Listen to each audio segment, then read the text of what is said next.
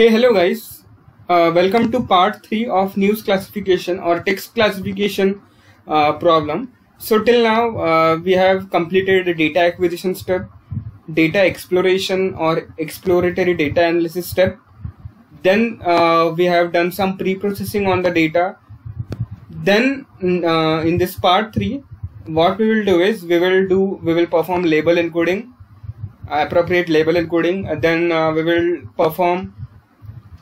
we will convert words into vectors with the help of TF-IDA vectorizer, that is term frequency inverse document frequency vectorizer, and then we will apply some machine learning algorithms.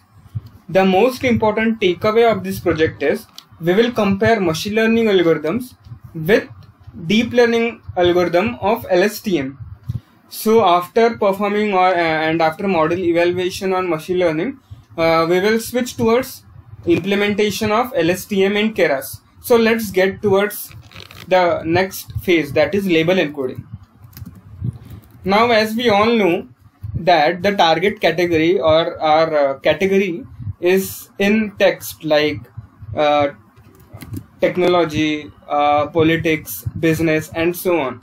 We need to convert it into numerical form. For that, we will be using label encoding.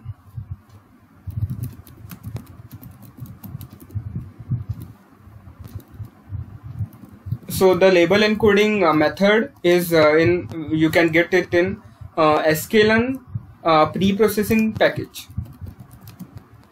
So from sklearn, I'll import pre-processing class.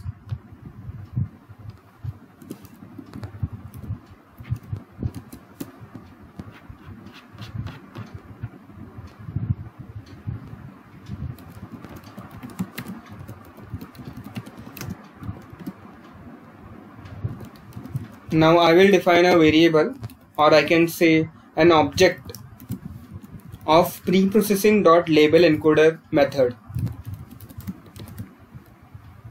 Now with this label encoder object, I will fit and transform the BBC News category variable and store it in new column which is called as category_target. So label encoder dot fit underscore transform, and in bracket I'll give input as data of category. After running this, let's check what our data consists now. Now my data will have article ID, which was there earlier, text, which was again there earlier, category is my target, which was again there earlier. The new columns are text parsed and category target. So now for all the business categories, it has assigned 0, and for all the tech categories assigned 4, and so on. Okay, so just for I'll store this data just for the purpose of repeating again. So so I don't want to run all those steps that we have just implemented, and if I want to run this entire program next time whenever I will be referring it, so I'll store the entire process data in one CSV. So the data I'll be storing is data, it is stored in data variable. I'll store it in,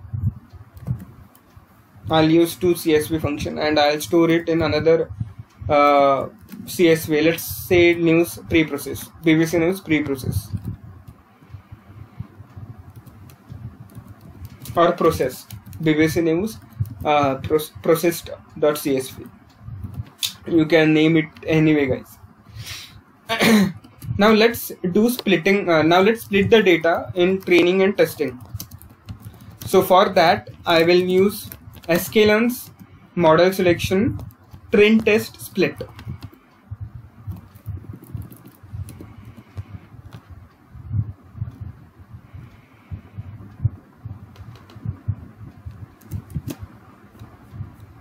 So I will import another function from sklearn.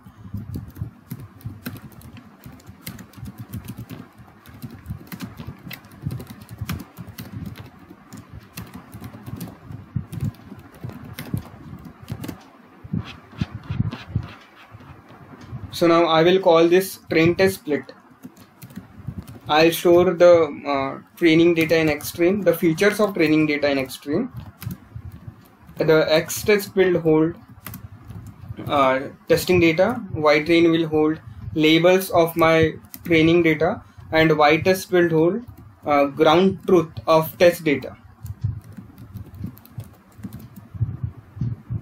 We will split this in, as 80-20 split, 80% for training and 20% for testing, or 80% as test training and 20% as testing data.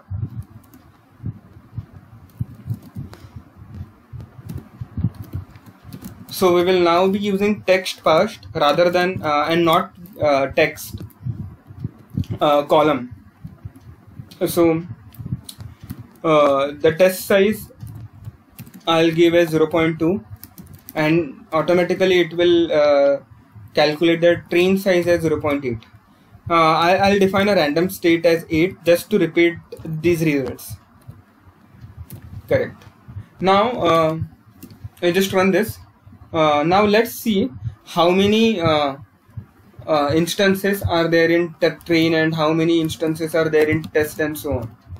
So I'll simply write xtrain.shape. It will give me 1192 data articles or news articles I have in training data set. Let's check similarly for testing data. Oh sorry, xtest.shape. So for testing I have around 298 data points. Now let's convert. Now we all know that this is a text. Now we need to convert the text into vectorial form or in a vector form. To converting this text in a numerical or vector or vectorial form, I'll be using TF-IDF, which means term frequency inverse document frequency. Nowadays there are many more advanced what I can say word embedding techniques related to probabilistic methods, or like word2vec, in word2vec we have skipgram as well as continuous bag of words, CBOW short form. Then we have glove and so on, doc2vec and so on. So let's not get into that much technical details, but guys, if you want me to upload those kind of videos related to word embedding techniques, please ping me in comment. I'll definitely make videos for that as well. Just let me know in the comment section. Okay. For the time being, let's just use the simple techniques like count vectorizer. You can also use count vectorizer, the most simpler form, or you can also use TF-IDF, which is one step ahead of count vectorizer. So let's start directly with term frequency inverse document frequency. So I'll define some parameters which are needed for TF-IDF.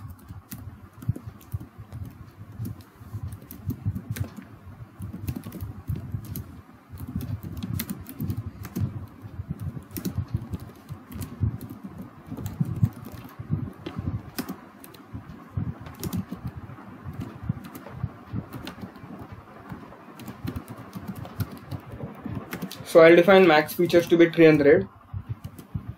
Then I'll require TF-IDF vectorizer, which I'll import now.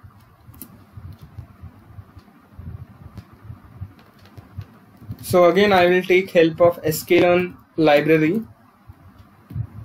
In sklearn we have something called as feature extraction .text.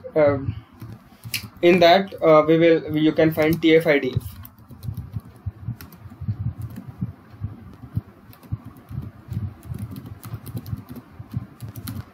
I will rerun this block of code, and then let's start with TF-IDF vectorizer.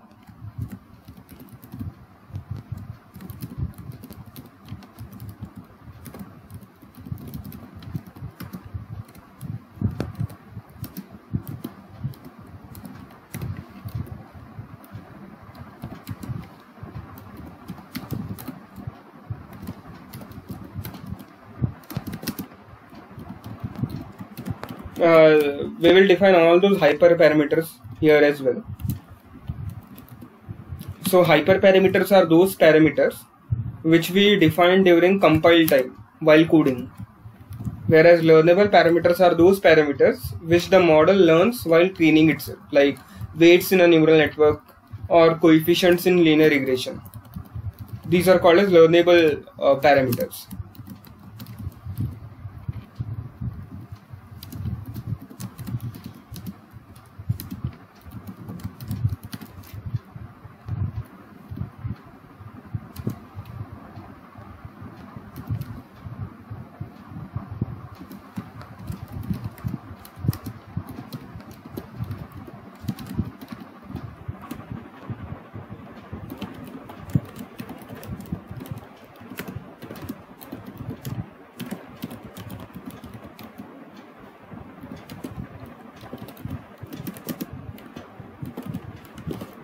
So here I will be using L2 normalization.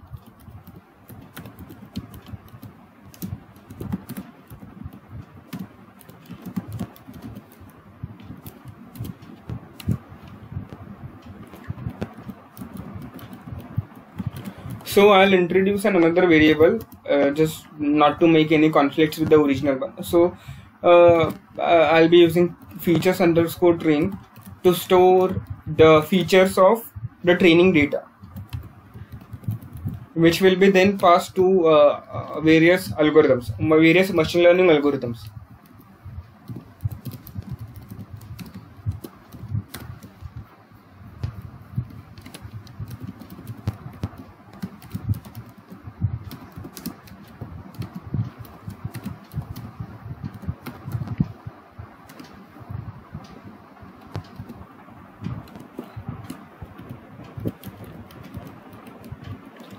Similar procedure I will repeat it for features of testing data.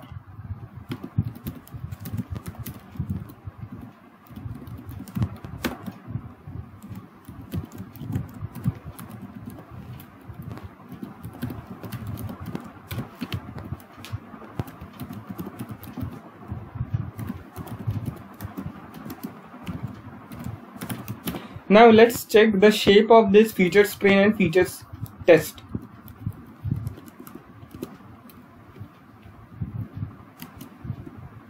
Okay, we are now dealing with some error.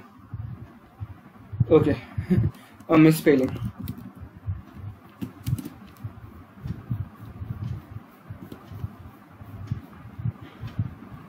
Okay, let's check the feature. Let's check the dimensions of this features train and features test. So we have given, we know that 1192 was the total number of data points we have for training.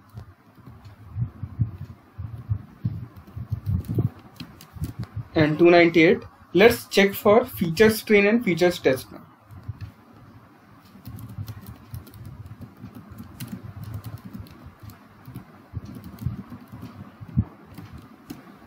Yeah, you all might have guessed it correctly. We have 1192 data points for training, comma 300. Now where this 300 came from, we specified max features to be 300. So features test will be, yeah, correct guess, 298, comma 300. Now let's build models. The first model that we will be building is random forest. Building machine learning models or building models, you can name it as anyways. So first we will import random forest, which is an ensemble class of algorithm. So it is defined in sklearn.ensemble import random forest classifier.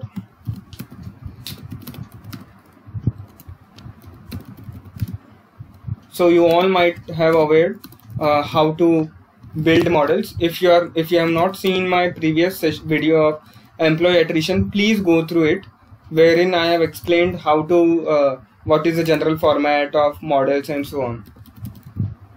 So today we will not do any hyperparameters fine tuning. We will just perform, we will just run the models with default hyperparameters, and let's check what we get results. In the next coming session, we might do hyperparameter tuning. So please let me know in the comment section whether you want hyperparameter tuning video or not. I will make a dedicated video of it.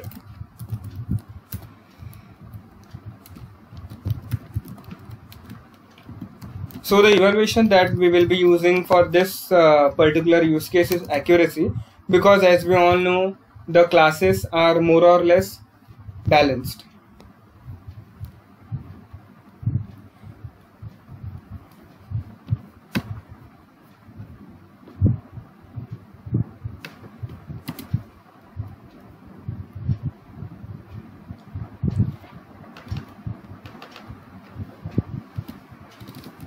So we will import the accuracy underscore score function, which is embedded or which is enclosed in metrics in sklearn.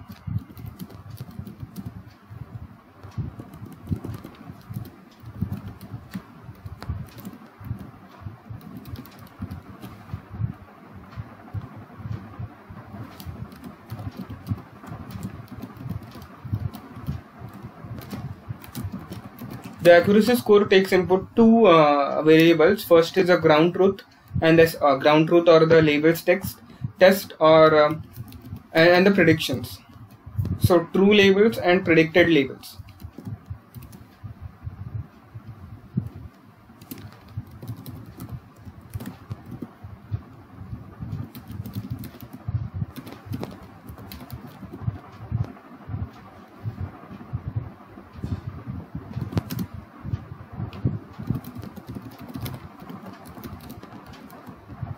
So I'll be also printing classification report for each and every implemented algorithm.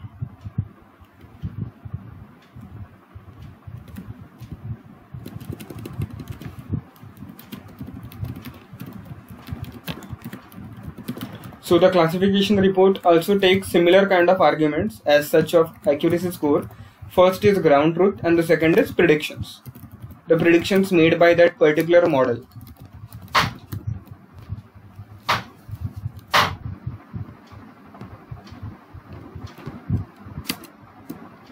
So let's see how random forest performs. So it is giving me an accuracy of 0.26. So now we are getting an accuracy of about 25 to 27%. Let's check why this kind of low accuracy we are getting. So I think there might be some problem when we are actually, so there is nothing wrong with the text processing part. Let's see here whether if we are doing the right thing or not. So we have kept number of maximum feature is 300, normalization is L2 and so on. Then you have used fit and transform to extreme. Okay, we have made a silly mistake. We shall not use fit transform again and again. For here it is enough to use transform. Now let's check again. Let's run again the random forest classifier model and let's see the accuracy that we are getting. Oh, now we are getting 92.6% accuracy. The F1 score for all these classes are nice. If you want to know what is precision, recall, F1 score and so on, you can refer to my previous video tutorials of solving employee attrition prediction problem. So now let's implement one by one other algorithms as well. Let's start with logistic regression.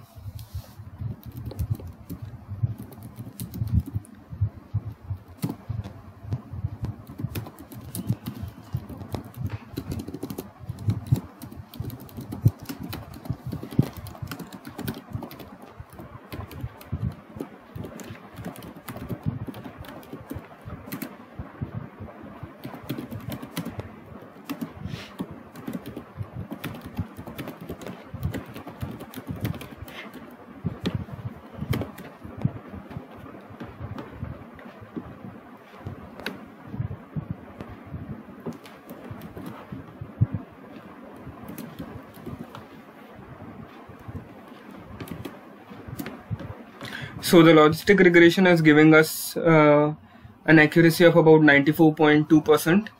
Let's go with some other classification algorithms. Let's go with KNN.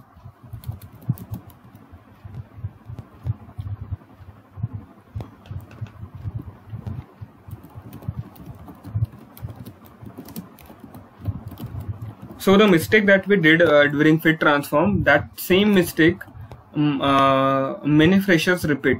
So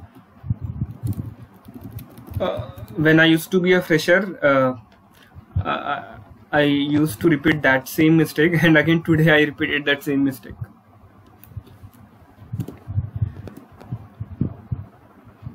So let's remember not to repeat the same mistake again and again.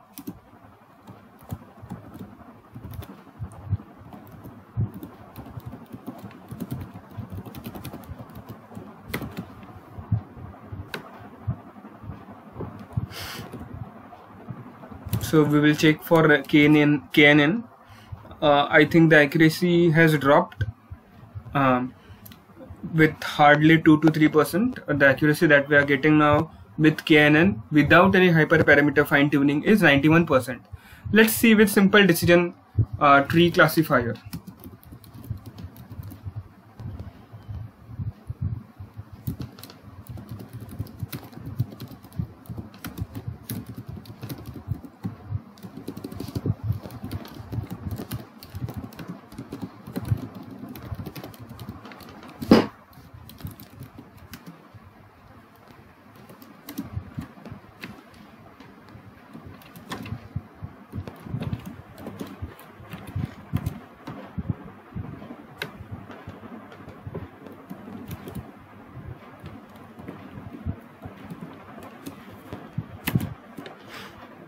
Okay, so decision tree classifier is not performing good for this kind of problem.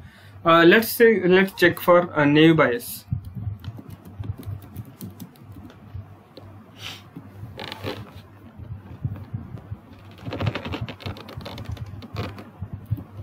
So we will be using the variation of Gaussian naive Bayes algorithm.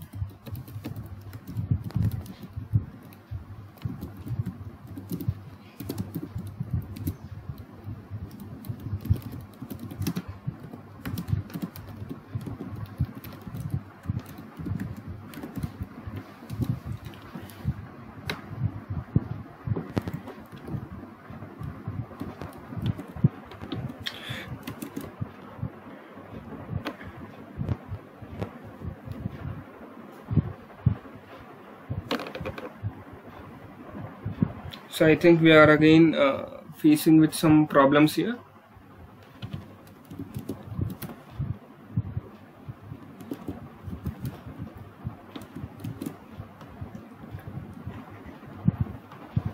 Okay, so naive Bayes is giving us 88.2% accuracy. Now henceforth you can apply support vector machines with various kernels and so on. Even you can implement artificial neural networks. So please implement other algorithms as well, and let me know your results in the comment section. So for this we will conclude the video with this part. So the maximum accuracy that we got is for logistic regression, I think, of 94.2%. Now there are various now we will see in the next session, which is I think one of the most interesting part of this video. In the next session we will see how to implement LSTM for this kind of data and what are the advantages of LSTM. Will it beat our traditional machine learning algorithms? We will see in the next session. Okay, thank you. Please like this video and subscribe to my channel. Thank you.